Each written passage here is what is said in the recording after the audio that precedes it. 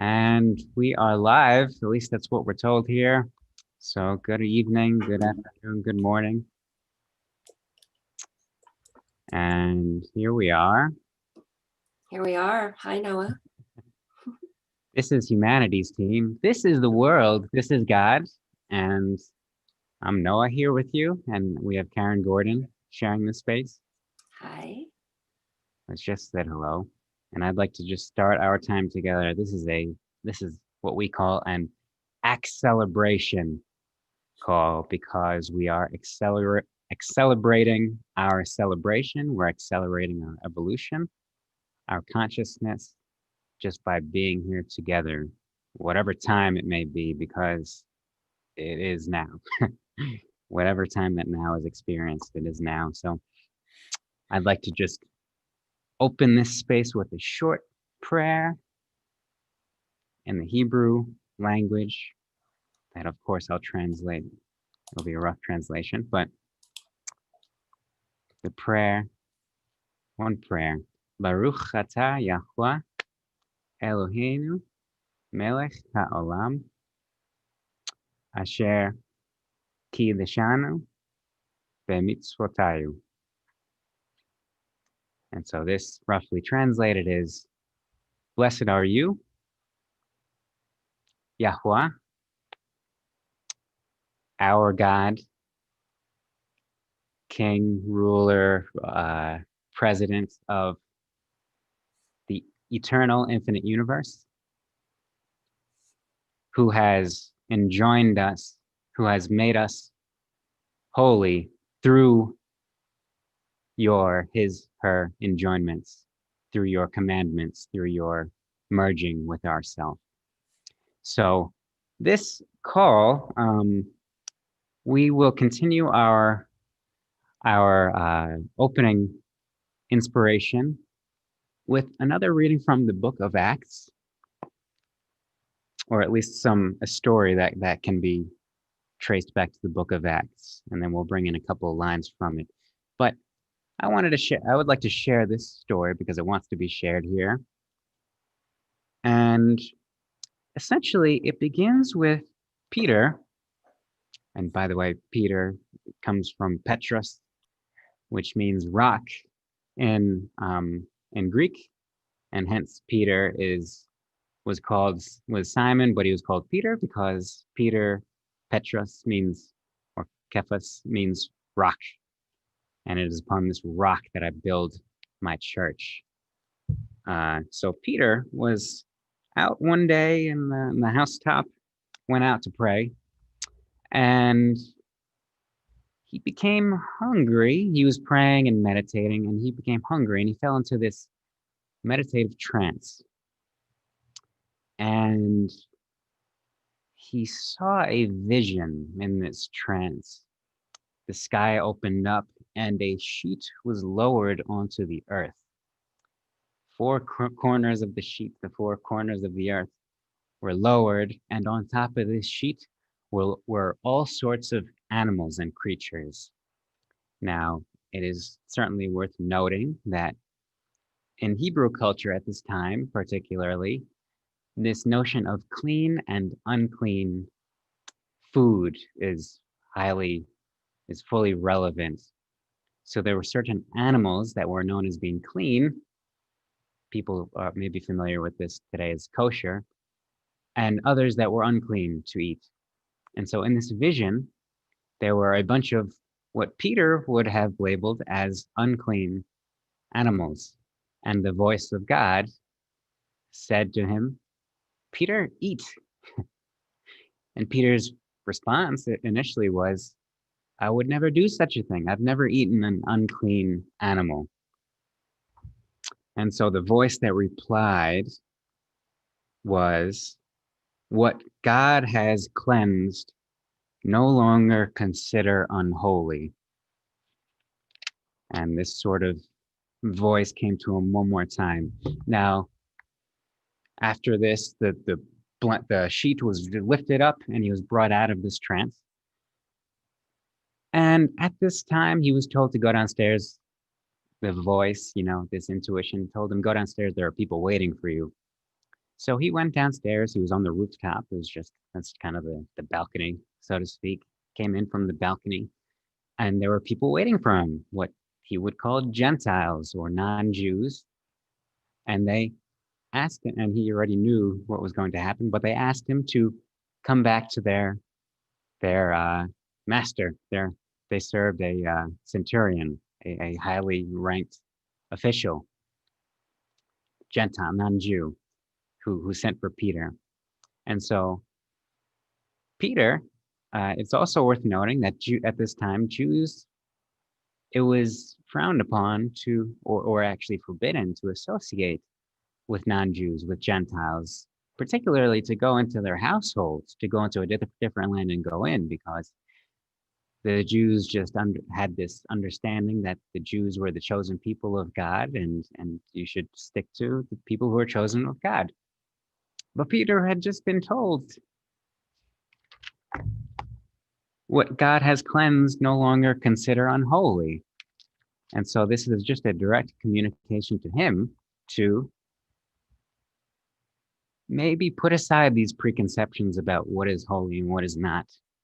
So he agreed to follow these people, to go to the centurion's house and go inside. And what ended up happening is he ended up speaking the wisdom, speaking what is called the Holy Spirit, came through and came upon all of the people who were listening in this household. And Peter said that, uh, so first of all, Peter says, I most certainly understand now that God is not one to show partiality. And this is the theme that that wants to be expanded upon today. And it's a theme that also comes through in A Course in Miracles. A Course in Miracles calls this, or brings this concept forth by talking about what it calls holy relationships and special relationships. Essentially, what we are enjoined to do, how we are made holy through this enjoinment, is to see our relationship with whomever it may be, whatever it may be, to understand that this relationship, whatever it is the single relationship. That is, it is our relationship with God. And so thus it is holy, not in terms of levels or amounts, but fully holy. That our relationship with the person walking past us on the street, our relationship with our mother, the bag of coffee grounds on the table or in the trash can, is all the same relationship, and that it's fully holy. What God has made holy, which is everything that is here, we need not consider unclean. We need not consider it unholy. And so what we're called to do is to be aware of this holiness in every relationship, to make it the one relationship, because the only alternative is a special relationship. And if we have special relationships, meaning some things or some people are more important than others, then we've lost sight of the relationship, which is our relationship with God. So at this point, I know Karen has some lovely thoughts about special relationship, holy relationship, perhaps to give another take on this whole concept. Well, I am a student of A Course in Miracles as well, student teacher, as everyone is a student and a teacher. Yeah, those who know me in that realm of things know that I am fond of this whole subject about special relationships and holy relationship. And the thing that I've come to know is that indeed all relationships with one another, with all of life, sentient, non-sentient, which we can see, that which we cannot see, is holy. However, with our minds, with our thinking, with our judgments, with our exclusions, um, we can seemingly make a relationship unholy, but it never is. The truth of the matter is that every relationship always is a holy relationship. It's one relationship. I like to use capital letters. Capital R relationship is the one relationship that all of life is participating in. I say life to mean all of all.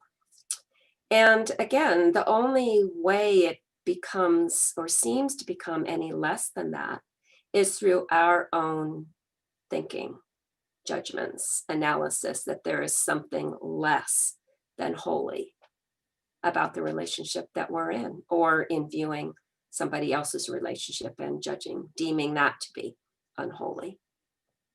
I love the subject so much. Yes, we do, because it's fully important. And again, as Karen is saying, it's just what is true. It's just what is true. And so it's not that we're changing anything as much as just understanding what's already here. We can deceive ourselves otherwise. We have this option. Essentially, we have the ability to believe that we cannot believe anything, but it's just a contradiction of symbols. It doesn't have any truth. So our relationship with God is here in everything that we see and in every person with whom we encounter.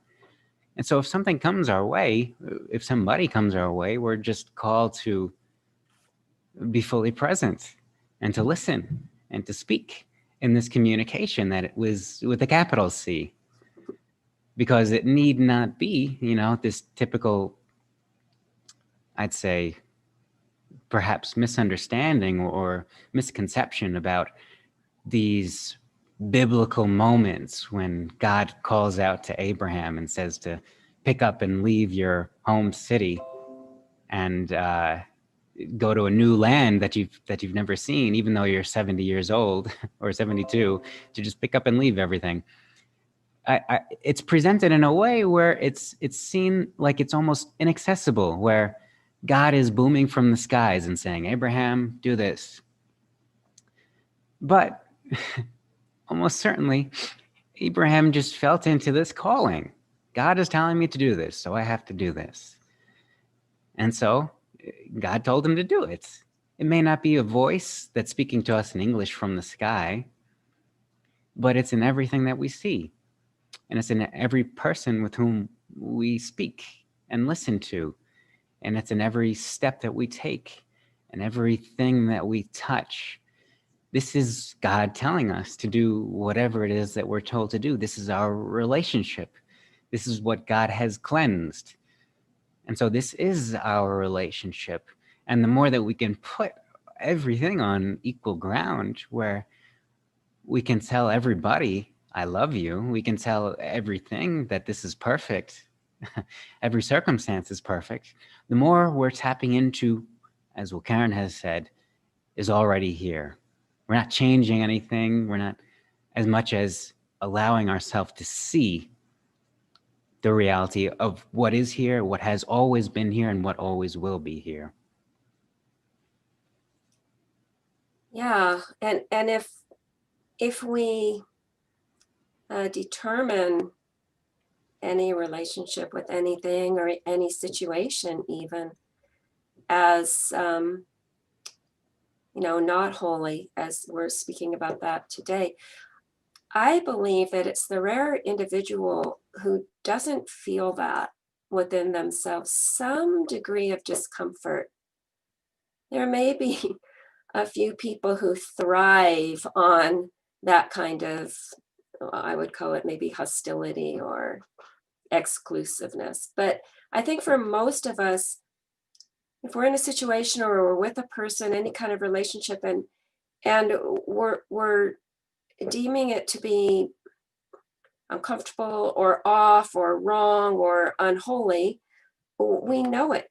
We have a gut feeling that there's a signal there. for us. So the more that we can spend time in our own spiritual practice, whatever that might be, walking, sitting, sleeping, resting, reading, the more the easier it is to hear, easier it is to hear whispers, the easier it is to feel when something's off. And Esther Hicks, Jerry Hicks, Abraham Hicks, that whole body of literature, they say, if it feels off, it's off. So if you feel some degree of discomfort in a relationship with a person or a situation, then it's off. And what's really cool is that we have the power, we have the control to change it, because it's just our thinking that's making it feel off. That's all it is. It's just something we're thinking about it. Yes, it is. And thank you, Karen. I just like to walk in this whole concept of relationship is fully empowering because, the concept of, you know, seeing through somebody else's eyes or walking in somebody else's shoes is a common one. And it can be a bit inaccessible to try and be in somebody else's node of existence. But what if we don't even need to do this? Because what's connecting us is our relationship.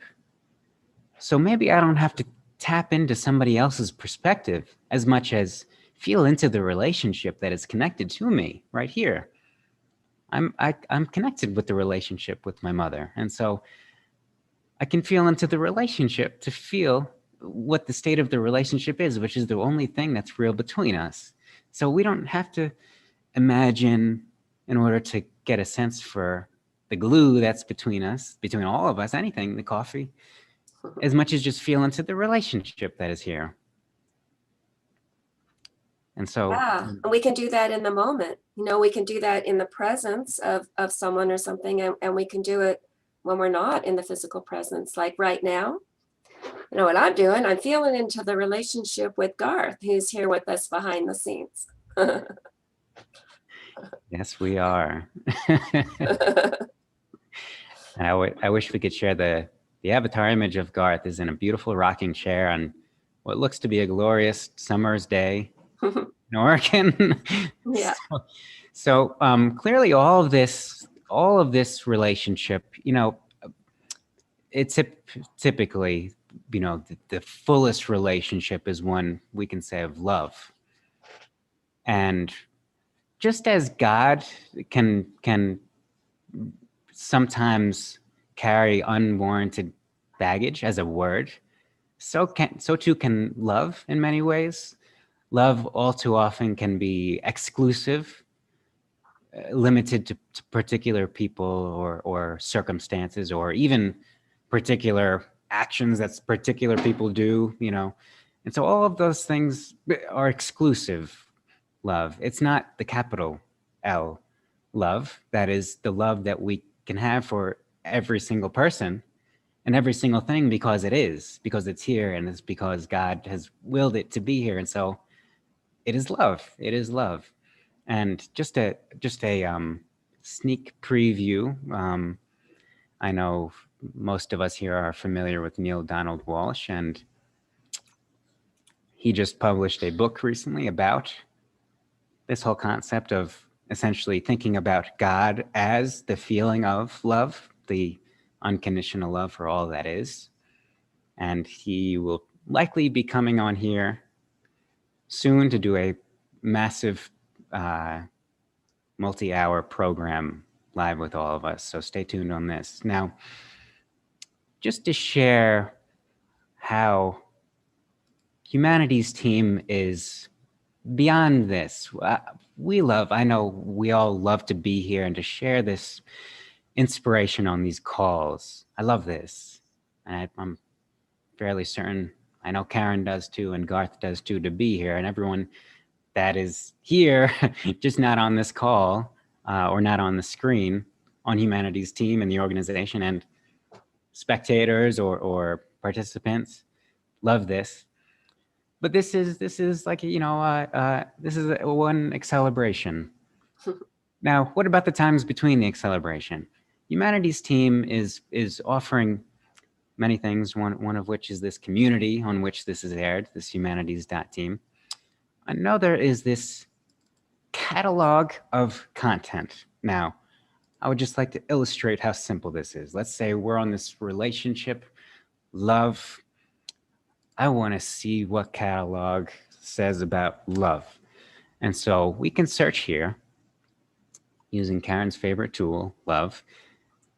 These are the master classes that talk about love. Of course, there's a bunch of videos that talk about love.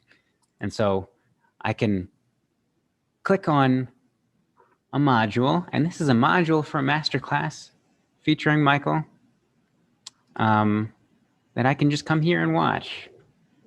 And so, Dynamic, radical blessings to you. yes. So if we want to hear Michael B's take on love, we have it, and we have it. So we have it on demand for us in a way to embody as a practice throughout all the week, throughout all the month, so that these moments of inspiration are not the exception as much as just a continuation of just life in general and living here in this world. I like to think about what's over there on stream as you just get to hang out with these people, and have these beautiful inspirational moments with them, while you're driving or sitting at home or walking. It's just so great. And again, look, of course, I think we would all enjoy if more people decided to join humanity's stream, because there's a power to it. There's a power to all of the content that's here, and we're adding apps to this so that you can take it in the car, you can watch it on your TV, you can watch it on your phone. And so this is the spiritual oasis. This is the toolkit. This is the toolbox where you can see, and you're plus, I just need, if you're feeling, I would like to hear some psychology today. So I'm going to go to Healing the Past because this has Joan Borisenko, positive psychology. Let's see it. Give it to me, Joan. I have a 15-minute drive, 20-minute drive. And so I'm going to let Joan guide me on this drive rather than whatever else I there. tend to And do. so I want to start. Joan, I just love that search tool over there. It's really pretty fantastic. I know you do. I do. Well, let's just use it one more time. I know we have this is a half-hour call, but search is so powerful here. Tell me something, Karen. What should we search? Oh, let's search for power. Power. Okay. By the way, power. Stay tuned because we have a whole thing on power coming up. How the power of love makes the impossible possible. Now, again, this whole catalog contains master classes. It also contains these Global Oneness Summits. So this is a 30-minute call. And we'll see what it is. It's actually a great one. Bruce Ray. This is actually awesome. This is such a powerful call. Okay. Nice music too. It is. So Garth, we're looking at you. And we become different human beings. Deborah Pondman. The problem is that sometimes we know that we're love, yet we don't act that way on the outside. We get angry, we have jealousy, we don't wish each other well, we tear down each other. What is it that we can do so that we don't exhibit those behaviors in our lives and we can be love? All the negative emotions are also because of love. You love objects too much, more than human being, that's called greed. You love yourself too much, that is pride. You love only some parts of body or some that is lust. And you your love can get distorted and become jealousy. Your love becomes distorted and that becomes hatred. So, what is that we can do to keep love in its pristine purity? That is wisdom. That's what I call wisdom. When there is wisdom and knowledge in one's life, when that is integrated with our life, then love doesn't get distorted. It remains pure. No one can get angry if they have no love. See, you love somebody and they do something wrong, and so you get angry. So the cause for anger is also love. So I would say love is the mother of most of our emotions. Well, I find that Yes, it interesting is. because I'm so glad that this came up, because this is one of my favorite clips from Suri Suri. How that makes it so obvious and so clear about even anger. It's often, there's many things that are thought to be the opposite of love, such as hatred. And he's saying you get angry at somebody, which is but you love them so much, and so then you get angry at them. So it's the root of it is love. You hate something over there because you love something. So love really is the root of this, just as we were talking about relationally earlier on. All of this relationship is with God. It's Same just so concept. nice to be able to take that which we think is a negative emotion and realize that, oh, there's a foundation of love here, so that we can bring love into our internal conversation always. Now, as much as we can remember to do so. and here's the key here. The key. There's one key. This is humanity's team. The simplicity of humanity's team is that we're founded on the rock. We're talking about Peter, the Petrus, the Cephas. The rock is oneness. So there's one key to this all. And it can be simple. In fact, it is simple. It's fully simple. It's here. It's already here. And so what we're tasked with doing, what we're called to do, to share, is this understanding that there's no difference between my spiritual practice and just my everyday activities. There's no difference between my dream states and my awakened states. There's no difference between my mother and the man sitting on the sidewalk. There's no difference between the bag of chips and my thought about the refrigerator. All of these are part of the same concept. My spiritual practice is what this is. Every time that I can say this, it is true, whether I'm in the restaurant, in the car, or meditating on a pillow. So this is my meditative practice. This is my life. This is God. This right here is God. This is perfection. With all that's going on around, perfection isn't a state to attain, but a process that unfolds. And so this thing that's unfolding, this universe, this world, is perfection. And everything that unfolds in it is perfection. And so this is what we're enjoined to share, is that these spiritual practices, that these thoughts that we can share, these videos that we can share, these interviews, this community that we can share, we share it because it helps us to stay in the space of continuous oneness, continual love, and always knowing that this is God and this is perfect. Because when we understand it, and when we start from this point, because all thought and all action starts from a point, when we start from the understanding that this is perfect and this is God, We're just allowing it to be, and we're sharing it with all around us, all in our mind, all in our physicality. And so we're honored at Humanity's Team to share these tools that can help us. But again, it's already here. So I know I think we're even over the half hour now.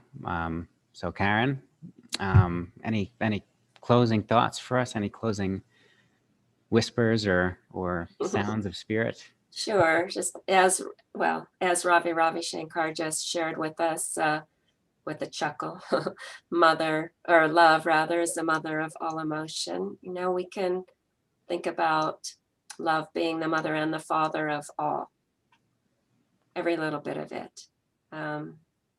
It's not a difficult thing to bring love into the internal and external conversation. And it certainly does create a beautiful world. Yes, it is. And we even have Garth out that is going to at least wave to us. You have to say something so you're on screen, Garth. Okay, I will say, I love you guys. You have such great wisdom, such great energy, and I appreciated being mentioned and included in some small way here.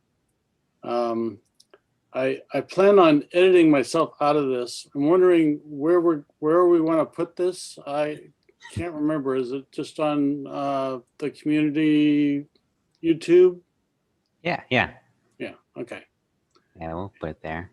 And We're happy to see you here with us all, Garth. Thank you for joining. oh, Yeah. my pleasure to be in the background and a fly on the wall. Well, just remember, all that you're saying is a mirror image of what's within you. Indeed. So we are. Yes, I am, Garth. Honored to be a fly on the wall to observe Garth. Thank you to those who have joined us and watching on Facebook and humanities.team and wherever you may be. Hope to see you next week. We'll see you here now. Indeed. Okay.